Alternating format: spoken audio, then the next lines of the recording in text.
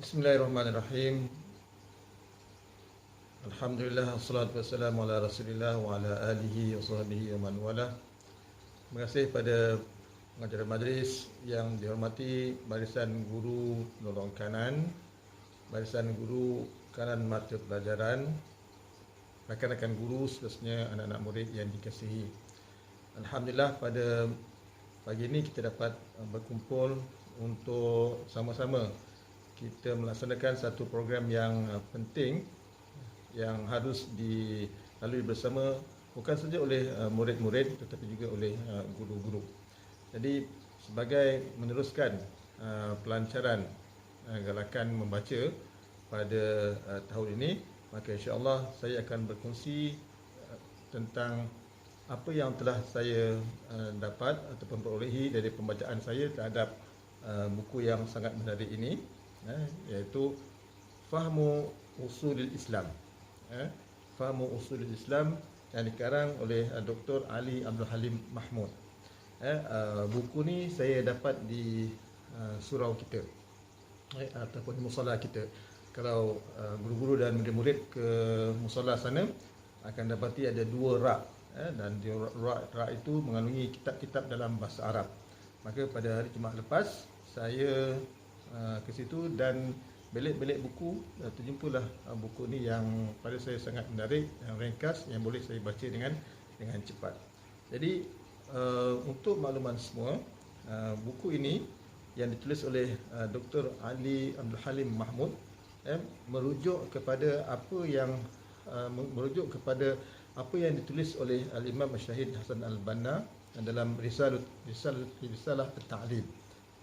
Risalah Ta'lim ini merupakan antara rujukan utama kepada jemaah Ikhwan Muslimin di Mesir sana. Jadi Fahmu Usul Islam ini bermaksud memahami usul ataupun prinsip-prinsip Islam. Apakah yang terkandung dalam buku ini? Buku ini menceritakan tentang 10 rukun bai'ah yang digariskan oleh Syahid Imam Hasan Al-Banna, pengasas jemaah Ikhwan Muslimin yang sangat masyhur di negara Mesir sana dan telah memberi kesan yang besar kepada dakwah dan gerakan Islam di seluruh dunia. Jadi Hasan Al-Banna telah meletakkan 10 rukun bai'ah, 10 rukun bai'ah yang dimulakan dengan al-fahmu ataupun disebut sebagai kefahaman. Menurut beliau, menurut Hasan Al-Banna, bahawa kemunduran kita umat Islam bukanlah sahaja terletak kepada kurangnya usaha dakwah, leka dengan dunia ataupun perancangan musuh-musuh Islam, tetapi merangkumi semua itu, merangkumi kesemuanya. Maka Hasan Al-Banna telah mengajak pengikut-pengikut beliau dalam jemaah Ikhwan Muslimin itu, terutama untuk mereka yang bersungguh-sungguh untuk memperjuangkan Islam, untuk menegakkan kembali Islam bersama beliau dalam jemaah Ikhwan Muslimin. Dan beliau meletakkan syarat kepada mereka, pada golongan ikhwan tersebut, sebanyak 10 rukun bai'ah. Maknanya 10 rukun ini yang semua ahli jemaah Ikhwan Muslimin mereka mesti meyakininya, beriman dengannya dan melaksanakannya dalam perjuangan kehidupan mereka.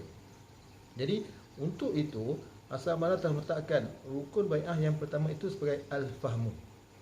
Dia semua ada 10, dimulakan dengan faham, ikhlas, amal dan seterusnya. Tapi dalam buku ini pengarang iaitu Dr. Ali Abdul Halim Mahmud, dia lebih fokus kepada al-fahmu. Sebab apa? Sebab menurut Hasan Al-Banna, kelemahan umat Islam, macam yang saya sebut tadi, sebenarnya adalah bermula kepada, merujuk kepada tidak faham. Umat Islam tidak faham tentang Islam itu sebenarnya. Jadi bila umat Islam tak faham, maka mereka lemah. Bila mereka lemah, membawa kepada musuh-musuh Islam memperkatak-katikkan mereka. Okey. Jadi dalam buku ini pengarang memfokuskan kepada rukun yang pertama, iaitu rukun al-fahmu, iaitu faham. Dan memang pun kalau kita lihat kenapa Hasan al-Banna meletakkan al-fahmu, kefahaman itu melebihi daripada ikhlas dan amal. Kerana kefahaman adalah sangat-sangat penting. Orang yang ikhlas bagaimanapun, tinggi ikhlas dia, tapi kalau dia tak mempunyai kefahaman yang tinggi, kefahaman yang mendalam, maka mungkin amalannya itu menjadi sia-sia. Okay. Jadi untuk rukun al-fahmu tadi, Hasan al-Banna telah meletakkan untuk faham Islam itu disandarkan kepada 20 usul yang sangat masyhur, ataupun disebut sebagai usul 20. Itu 20 prinsip yang mana jika 20 prinsip ini difahami oleh umat Islam, maka mereka akan faham Islam itu betul-betul. Dan daripada kefahaman yang betul itulah mereka dapat bukan saja dapat mengamalkan Islam dengan sebenarnya, bahkan mereka berjaya untuk mempertahankan Islam dan juga mengembangkan Islam. Saya tak akan bacakan 20 tersebut, tetapi saya akan ambil daripada 20 itu menunjukkan bahawa bila kita umat Islam faham betul-betul agama Islam, maka kita akan menjadi umat Islam yang akan bukan saja beramal dengan betul, tapi kita dapat mengelakkan diri kita, agama kita, umat Islam daripada diperkatak-katikkan oleh musuh Islam ataupun bertelagah antara satu sama lain. Baik, saya ambil yang pertama, al-aslul awal fi usulul fahmi.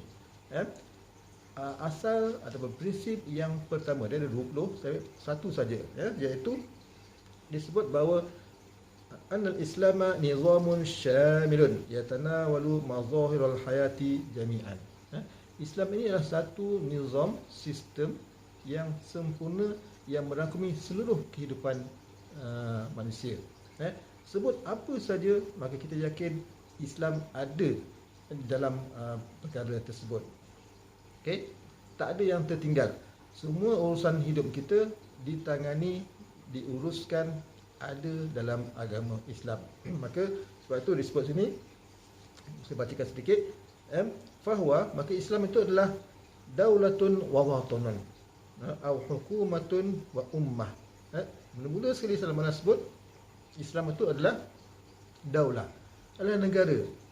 Maksudnya mustahil kita membicarakan tentang Islam tapi tak kaitkan dengan negara. Mesti ada negara untuk agama Islam. Dan juga sebut wahwa jihadun wa da'watun. Islam itu juga adalah jihad dan juga dakwah. Au jishun wa fikratun, ataupun Islam itu juga termasuk dalamnya mesti ada unsur ketenteraan dan juga fikrah.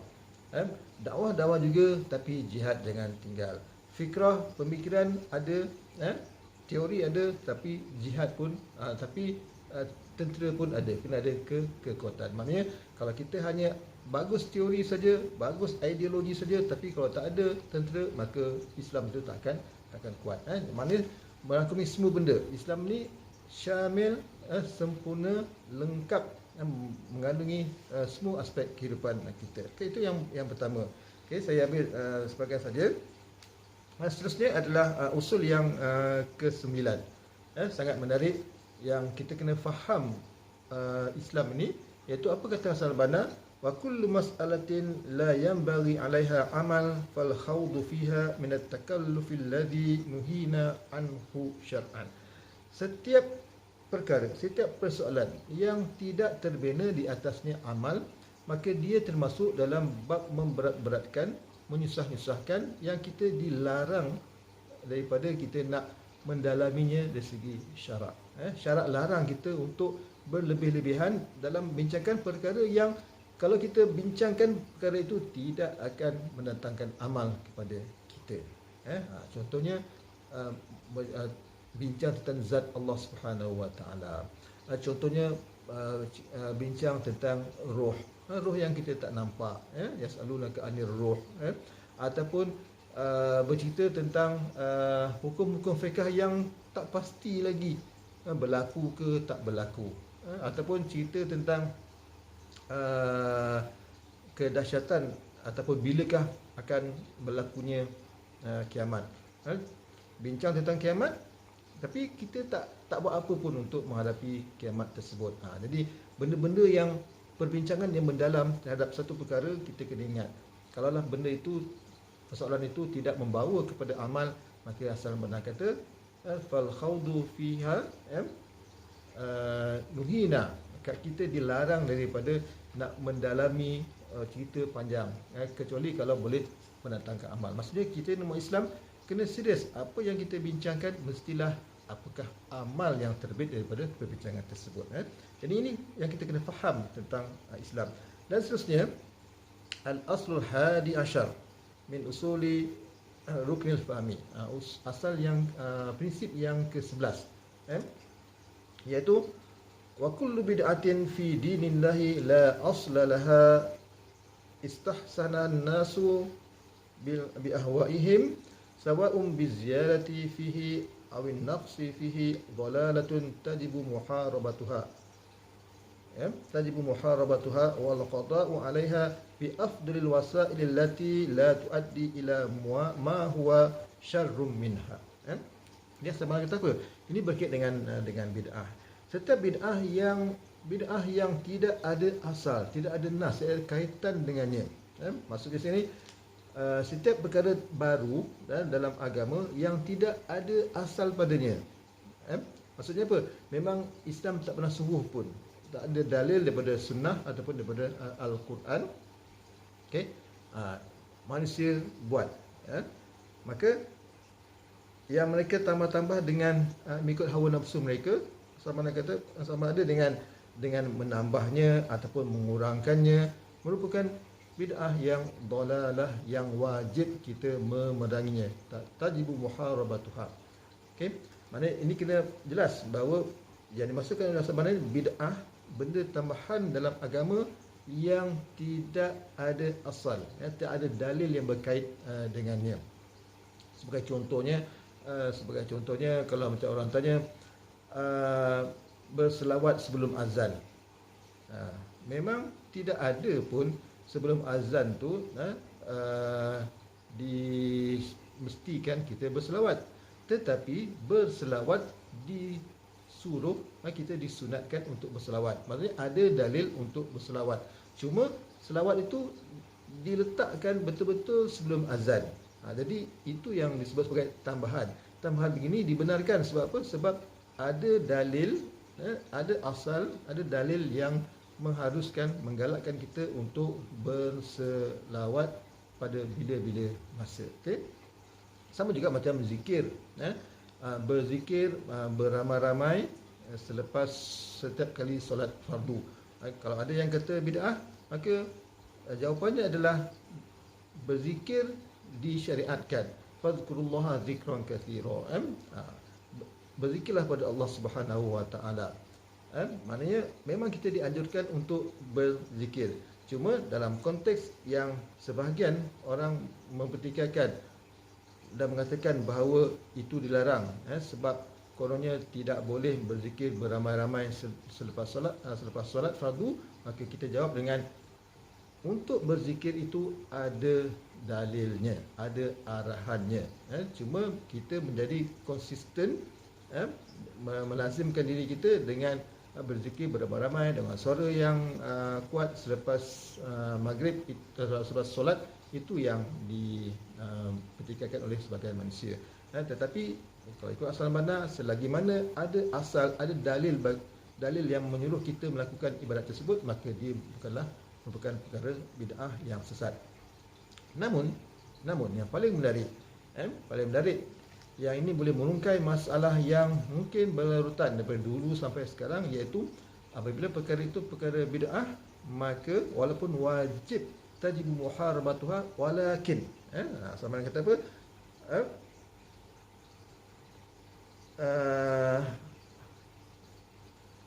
tajibu muharabatuha wal qada'u 'alaiha bi afdalil wasailil lati la tuaddi ila ma huwa syarrum minha. Walaupun bid'ah tetap yang wajib diperangi, tetapi hendaklah dengan bi afdalil wasail, dengan sebaik-baik wasilah, sebaik-baik cara yang tidak membawa kepada apa yang lebih buruk. mahwa syarrum minha. Contohnya, kalau nampak orang buat perkara bid'ah, maka kena fikir dahulu, kalau kita cegah kemungkaran tadi, adakah nanti pencegahan itu membawa kepada yang keburukan yang lebih besar. Okay, sebab apa? Sebab Islam tak mahu kita mencegah satu kemungkaran tetapi mendatangkan kemungkaran yang lain. Okay, jadi itu fitnah itu yang hendak dicegah oleh Hasan Banna dan juga dicegah oleh agama Islam.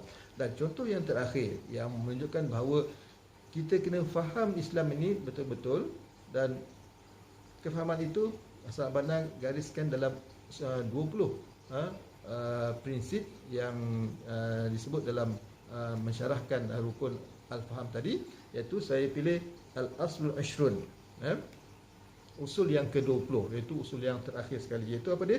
La nukaffiru musliman aqarra bisyahadataini wa amila bimuqtadahuma wa adda al-fara'idha bira'yin aw ma'siyatin illa in aqarra bi kalimatil kufri aw ankara ma'luman min ad-dini bid-darurah aw kadzdzaba sahih al-Qur'an aw fassarahu ala wajhin la tatahammaluhu asalibul lughatil arabiyyah bihalin aw amila amalan la yuhtamalu ta'wilan ghairal kufri. Ini panjang sikit dan juga berkait dengan isu takfir, iaitu isu mengkafirkan orang Islam yang lain. Sebenarnya kata apa? Isu ini pun berlaku dahulu, pernah berlaku dan memecah belahkan kita umat Islam, iaitu dia kata kita tidak boleh mengkafirkan orang Islam yang mengucapkan dua kalimah syahadah dan juga mengamalkan tuntutan dua kalimah syahadah tadi, dan juga menunaikan perkara fardu dengan pendapat, dengan sama ada dengan pendapat dia ataupun dia buat maksiat, kecuali maknanya asalkan orang tu pernah mengucapkan dua kalimah syahadah, kita tak boleh mudah-mudah mengkafirkan dia, kata dia murtad, kecuali kalau dia betul-betul melafazkan kalimat kufur, kalimah yang boleh membawa kepada kufur, ataupun dia mengingkari benda yang daruri, yang badihi, yang al-ma'lum min ad-din bid-darurah. Contohnya dia menafikan kewajipan solat. Semua orang tahu solat itu wajib, tapi dia menafikan. Jadi kalau dia menafikannya dengan jelas, maka baru boleh kita kata dia tu murtad. Ataupun dia menafikan benda yang jelas dalam Quran dan juga as-sunnah. Benda tu jelas dalam Quran dan sunnah. Wa aqimus salata wa atuz zakata. Kefarduan benda yang fardu, dirikan solat, tunaikan zakat, benda tu jelas dalam Quran dan sunnah, dia nafikan benda yang sahih itu, maka yang itu barulah boleh kita kata dia tu keluar daripada agama Islam. Ataupun dia mentafsirkan Quran dengan sunnah itu mengikut satu tafsir yang memang tak boleh diterima oleh mana-mana uslub dalam bahasa Arab. Okey. Ataupun akhirnya kalau dia melakukan satu perbuatan yang kita tak boleh lagi nak mengandaikan kecuali dengan kekufuran juga. Contohnya dia pergi ke kuil yang ada patung, dia tunduk pada patung tersebut, dia sujud pada patung tersebut, barulah boleh kita nak katakan bahawa dia itu keluar daripada agama Islam. Jadi cukup 4 saja daripada 20 perkara prinsip untuk kita faham Islam ni, di mana yang diterangkan oleh Dr. Ali Abdul Halim Mahmud tadi, salah seorang pendukung kepada Ikhwan Muslimin, iaitu kitab ini memberi kita penjelasan, memberi kita mengapa kita perlu faham agama Islam, faham agama Islam, dan berdasarkan kefahaman itulah nanti insya-Allah kita akan dapat beramal dengan baik, kita dapat maju, dapat memajukan diri kita, memajukan umat Islam dan juga memajukan dunia Islam semuanya. Dan pada perhatian saya, pada 20 prinsip yang telah digariskan oleh Hasan Al-Banna tadi untuk menerangkan rukun al-fahmu itu, saya dapati memang hampir kesemuanya itu mendapati memberi jawapan bahawa andai kata umat Islam faham betul-betul agama Islam ini, maka kita terselamat daripada kejahilan, kita terselamat daripada perpecahan, kita terselamat daripada penyelewengan, kita akan selamat, bahkan bukan setakat kita selamat, kita boleh menyelamatkan umat Islam yang lain, dan kita boleh menangkis diri kita, agama kita daripada diperkotak-katikkan oleh musuh Islam. Jadi amat menarik sekali buku Fahamu Usulul Islam ini, memaham prinsip-prinsip Islam yang ditulis oleh Dr. Ali Abdul Halim Mahmud sebagai mensyarahkan kepada Risalatul Ta'lim yang ditulis oleh Imam Syahid Hasan Al-Banna. Sekian, Assalamualaikum warahmatullahi wabarakatuh.